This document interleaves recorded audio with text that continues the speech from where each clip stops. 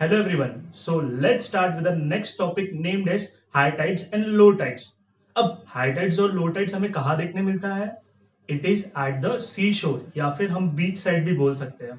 अब high tides का मतलब if the level of the water rises at the sea level, मतलब अगर पानी जो सी शोर है, अगर वहां पे अपने पानी का लेवल बढ़ता है, इंक्रीज होता है, तो हम उसे हाई टाइड्स बोलते हैं. एट द सेम टाइम अगर उस वाटर का लेवल अगर रिड्यूस होता है तो हम उसे लो टाइड्स बोलते हैं. Usually we see high tides in the night time and low tides in the morning time. मतलब रात के टाइम पे हमें हाई टाइड्स देखने मिलता है और मॉर्निंग अर्ली मॉर्निंग में हमें लो टाइड्स देखने मिलता है. अब ऐसा कुछ है क्या कि रात में पूरे एटमॉस्फेयर का मॉइस्चर कंडेंस हो जाता है और वो पानी में कन्वर्ट हो जाता है, इसके लिए पानी का लेवल बढ़ जाता है, और मॉर्निंग होते ही वो सारा मॉइस्चर वापस उड़ जाता है, इसके लिए वापस लेवल पानी का लेवल वापस ऑटोमेटिकली नॉर्मल हो जाता है. ऐसा कुछ है क्या? No. The actual reason behind high tides and low tides is the gravitational influence by the moon.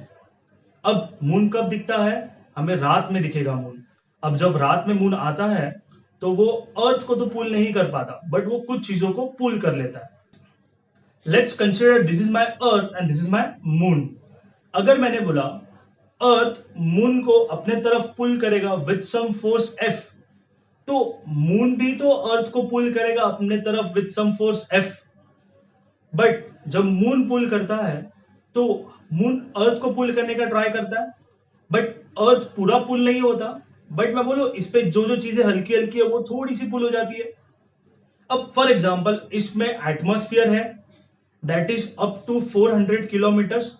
अब उसमें से थोड़ा पुल कर भी लेता है, बट 400 किलोमीटर से थोड़ा चला भी गया तो at the surface of the अर्थ हमें कभी फील नहीं हुआ. बट जब और छोटी छोटी चीजें पुल होने लगती है, फॉर एग्जाम्पल वाटर. अब वाटर जब थोड़ा सा पुल होता है, hence at the point of equator, geography में हमने पढ़ा है कि इसको पोल्स बोलते हैं, या फिर अब याद रखो कि ये जो अर्थ रिवॉल्व करता है एट इट्स पोल, और इक्वेटर वाला पॉइंट है, तो इक्वेटर वाले पॉइंट पे मून रोटेट रिवॉल्व करता है. अब जब मून अर्थ पे थोड़ा पुल देगा तो पानी का लेवल थोड़ा सा इंक्रीज हो जाएगा. कहां पे? Eight the equator. अब मून कब आता है? रात में. हेंस मैं बोलूं ऐसे कि ये मून है, ये पुल करेगा वाटर को by the gravitational influence of the moon. Hence हमें इक्वेटर पे हाई टाइड्स देखने मिलता है. At the same time at 90 degree from the equator हमें पोल्स मिलेगा. अब पोल्स पे क्या होगा? देयर विल बी, अब मतलब पानी को उसने खींचा थोड़ा सा, हेंस वहां पे पानी डिक्रीज हुआ थोड़ा सा. Hence at the same time when equator have a high tides, in the meanwhile वहां पे क्या होगा? Low tides. कहां पे? पोल्स पे. अब हमें एक सेंटेंस दिया हुआ है that high tides and low tides occurs twice a day. अभी हम अंडरस्टैंड करने का ट्राई करते हैं कि वो ट्वाइस अ डे क्यों होता है. फॉर एग्जाम्पल ये मून है, ये अर्थ है. अर्थ में मैंने 3 पॉइंट लिए. One is the closest point and at it equator. Earth equator पे ए पॉइंट लिया, सेंटर पे मैंने बी लिया, और सी को मैंने लास्ट में ले लिया. अब जो जितना पास में होगा उतना ज्यादा फोर्स से पुल होगा. यार हमको याद है डिस्टेंस कम तो फोर्स बढ़ेगा. हेंस ये वाले पॉइंट पे ज्यादा फोर्स लगेगा. कौन सा force? Gravitational force which is applied bye moon. तो ये वाला पानी थोड़ा ज्यादा मूव करेगा. इन द मीन वाइल यहां पे क्या होगा? थोड़ा कम फोर्स लगेगा. हेंस ये क्या करेगा? ये थोड़ा स्क्वीज होने का, ये पूरा पानी थोड़ा स्क्वीज होने का ट्राई करेगा because it is moving towards this. ऐसे मूव करेगा. इन द मीन वाइल यहां पे डे टाइम में भी थोड़ा सा यहां पे स्क्वीज होगा. हेंस यहां पे भी स्क्वीज, यहां पे भी स्क्वीज, और ऊपर वाला थोड़ा सा दब जाएगा. Hence at the day time also we see a high tides at the equator. तो पोल्स पे क्या होगा? Low tides. Yes, understood. Okay. तो क्या मैं इसको ऐसे लिख सकता हूं in a sentence format? The sea level on the earth is directly influenced by the gravitational force of the moon. Due to the gravitational force, the water on the earth experience a pull towards the direction of the moon. Hence, there occurs a high tides. है ना? हमने equator पे बोला था ना high tides आएगा. At the same time, the place at its right angle or at 90 degree, the water level gets reduces and experience a low tide. This situation occurs 2 times a day on regular basis. Water level rises 2 times in a day and reduces 2 times in a day. इसका मतलब जैसे हमने equator पे देखा था, तो equator पे high tides होगा। अब जैसे ही वो पर्सन अगर ऐसे रिवॉल्व होकर यहाँ पे आएगा, तो यहाँ पे लो टाइड्स हो जाएगा, और फिर जब यहाँ पे पहुंचेगा तो वापस यहाँ पे हाई टाइड्स। और जब जैसे रिवॉल्व करेगा, वैसे रिवॉल्व करते करते ये हाई टाइड्स लो टाइड्स हमें दिखाते रहेगा। और जैसे ही रिवॉल्व करेगा, अब वो पर्सन को 2 बार हाई टाइड्स देखने मिलेगा और 2 बार लो टाइड्स देखने मिलेगा। Hence, I can say the earth is influenced by gravitational pull of the moon. But ये पुल इतना नहीं होता कि हमारी सारी चीजों को पुल कर ले, कि हम रात को सो रहे हैं, हमारे सारे बेड पे सारे पिलोज वगैरह सब उड़ने लगेंगे। इतना पुल नहीं होता, वो थोड़ा सा पुल होता है। तो कई बार लोग क्वेश्चन करते हैं कि सर फिर लेक्स में भी तो हाई टाइड्स लो टाइड्स आना चाहिए। अब जो बड़े बड़े लेक्स होते हैं वहां पे 2 to 5 सेंटीमीटर का इंक्रीमेंट होता है, बट दैट इज नेग्लिजिबल, क्योंकि इतनी तो वेव ही आ जाती है। हेंस हमें वहां पे देखने नहीं मिलता। कहां पे? लेक साइड पे। बट सी क्या है, बहुत बड़ा है, हेंस वो स्क्वीजिंग करने के लिए इजी हो जाता है। सो हमें याद कितने रखने हैं? ये 4 points with diagram. Easy easy, okay fine. Let's move on to the next topic, that is earth gravitational force. अब जैसे हमने पढ़ा है that every object try to pull every other object with some force, उसी force को तो हम gravitational force बोलते हैं। अगर हमने इसे देखा तो हमने क्या बोला कि अगर एक एप्पल है और ये अर्थ है, so if earth is pulling the apple towards itself with some force, तो एप्पल भी तो अर्थ को पुल करेगा। बट कौन मूव होगा? जो छोटा है। क्यों? क्योंकि जो बड़ा है वो धीरे धीरे आएगा, तब तक तो छोटा ऑब्जेक्ट पहले ही पहुंच चुका होगा। You can assume it with the example of magnet. ये छोटा मैग्नेट है, ये बड़ा मैग्नेट है। बड़ा मैग्नेट, छोटा मैग्नेट क्या करेगा? वो फटाफट टच हो जाएगा इससे, फटाफट इसके पास आने का ट्राई करेगा। छोटा मैग्नेट धीरे धीरे चलेगा, तो ये टच हो गया। हेंस ऐसे ही होता है हमारे अर्थ सरफेस पे भी। And in the entire universe the phenomena is same. So अगर हमने बोला कि एक ऑब्जेक्ट पहले मूव करेगा, अगर मैंने 2 ऑब्जेक्ट को ऐसे रखे, तो वो धीरे धीरे अपनी स्पीड बढ़ाएंगे और स्पीड बढ़ती रहेगी, और टच होने तक स्पीड बढ़ती रहेगी। लेट्स अज्यूम मैंने एक एप्पल लिया और ये अर्थ लिया और एप्पल को ऐसे ड्रॉप किया, तो एप्पल का इनिशियल में वो तो 0 स्पीड पे था और धीरे धीरे उसका स्पीड बढ़ते जाएगा। अब मैंने अज्यूम करो 1 मीटर हाइट से फेंका, तो बोलो इतना इंपैक्ट नहीं होगा नीचे सरफेस पे। बट हाँ, अगर मैंने 1000 मीटर या 2000 मीटर से फेंका, तो उसका वेलोसिटी कंटिन्यूअसली, उसका स्पीड कंटिन्यूअसली बढ़ते जाएगा। हेंस जब स्पीड में चेंज आता है उसी को तो हम एक्सेलरेशन बोलते हैं। Hence according to the Newton second law of motion क्या बोलता है? अगर एक बॉडी पे फोर्स लग रहा है, then there must be an acceleration acting on that object. अब एक्सेलरेशन मतलब चेंज इन वेलोसिटी। अगर फोर्स लगेगा तो उसका वेलोसिटी स्पीड बढ़ते जाएगा। So we can say the gravitational force due to the earth results in its acceleration. किसका acceleration? उस बॉडी का। This type of acceleration which is applied by the earth surface is called as acceleration due to gravity by the अर्थ। अगर यही मैंने moon पे गया, so there will be an acceleration due to gravity of that moon। या अगर मैं किसी और प्लैनेट पे जाता हूं तो वहां पे भी एक्सेलरेशन चेंज हो जाएगा। Hence at that time I have to say that the acceleration due to gravity of that planet। So how to find an acceleration of any planet? तो हम डिराइव करते हैं उस इक्वेशन को। अब what is acceleration? I can say the gravitational force due to the earth on an object results in its acceleration। This is called as acceleration due to gravity। ये मेरा क्या हो गया? डेफिनेशन किस चीज का? Acceleration due to gravity. अगर नहीं समझा है रिवाइंड द वीडियो, वापस देखो एक बार, ठीक है। सो ये मेरा फर्स्ट पॉइंट हो गया। सो इन द नेक्स्ट पॉइंट मैंने पहले अज्यूम क्या किया कि ये मेरा कोई तो एक प्लैनेट है जिसका ये सेंटर पॉइंट है और इसका मास m है, बड़ा m प्लैनेट का है ना, और इधर मैंने एक छोटा सा ऑब्जेक्ट लिया जिसको मैंने मास बोला छोटा m, और इन दोनों में डिस्टेंस है r का। कितने का? r का। अब हम बोल सकते हैं ना what will be the gravitational force. So I can say we no,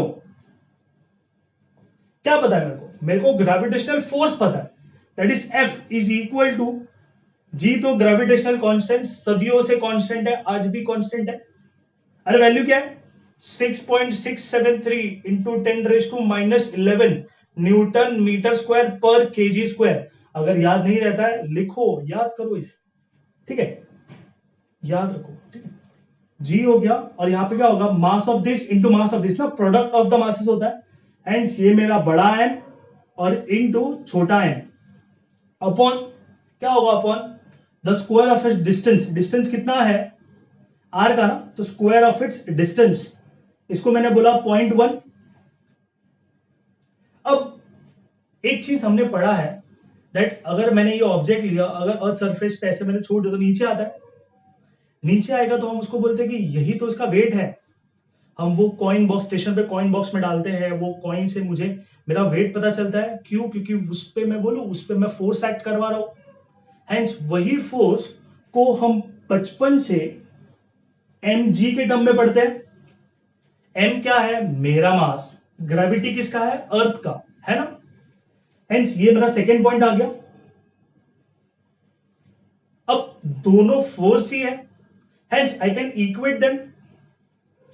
So, by equating from 1 and 2, I can say from equation 1 and equation 2 क्या मिलेगा मेरे को? मैंने लिखा mg will be equal to my g, and ये क्या है? मास of the planet into mass of the object upon square of its distance between them. तो ये क्या है? मास ऑफ द ऑब्जेक्ट। ये क्या है? मास ऑफ द प्लैनेट। ये क्या है? मास ऑफ द ऑब्जेक्ट। ये क्या है? ये क्या है? Distance between the masses.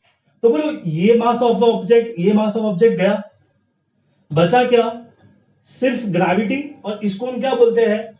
Actual में इसको हम क्या बोलते हैं? Acceleration due to gravity, which is equal to my gravitational constant mass of the planet upon square of its distance between the objects. अब ये मुझे मिल गया मेरा एक्सेलरेशन ड्यू टू ग्रेविटी का फॉर्मूला। इजी है, सिंपल है। क्या किया? ग्रेविटेशनल फोर्स हमने इस चैप्टर से पढ़ा, और पहले से हमने न्यूटन के सेकंड लॉ से हमें पता था F is equal to mg होता है। हमने दोनों को इक्वेट किया और हमें ग्रेविटी मिल गया। नाउ अंडरस्टैंड वन थिंग, ये अर्थ है, अज्यूम कर लो ये अर्थ का ही मैंने मास लिया। अब अर्थ का रेडियस कितना है? So the radius of earth will be equal to 6400 kilometre. कितना है? 6400 किलोमीटर का उसका रेडियस है। तो हम उसको मीटर में कैसे लिखेंगे? Therefore r is equal to, आप ऐसे याद रखना, आप इसको ऐसे ही याद रखो, 6.4 इंटू 10⁻6 मीटर। कन्वर्जन जाने दो, इतना याद रहेगा, रेडियस ऑफ द अर्थ। तो मास ऑफ अर्थ भी कितना होगा? मास ऑफ अर्थ होता है केजी में, और उसका वैल्यू आता है 6 इंटू 10⁻24 केजी।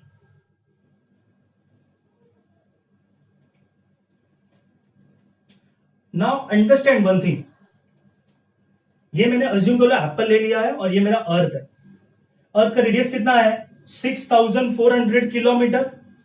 और अगर मैंने एक ऑब्जेक्ट, अगर मैंने एप्पल को ऐसे ड्रॉप किया तो एप्पल कितना डिस्टेंस कवर करेगा? Max to max 10 metres, 20 metres, 100 metre, max से मैक्स 1000 मीटर। 1000 मीटर मतलब 1 किलोमीटर। अब 1 किलोमीटर और ये 6400 किलोमीटर में कुछ फर्क है? बहुत ज्यादा डिफरेंस आ रहा है। हेंस इसके लिए हम बोलते हैं कि इन दोनों में जो डिस्टेंस है वो आप अप्रोक्सीमेटली रेडियस ही ले लो।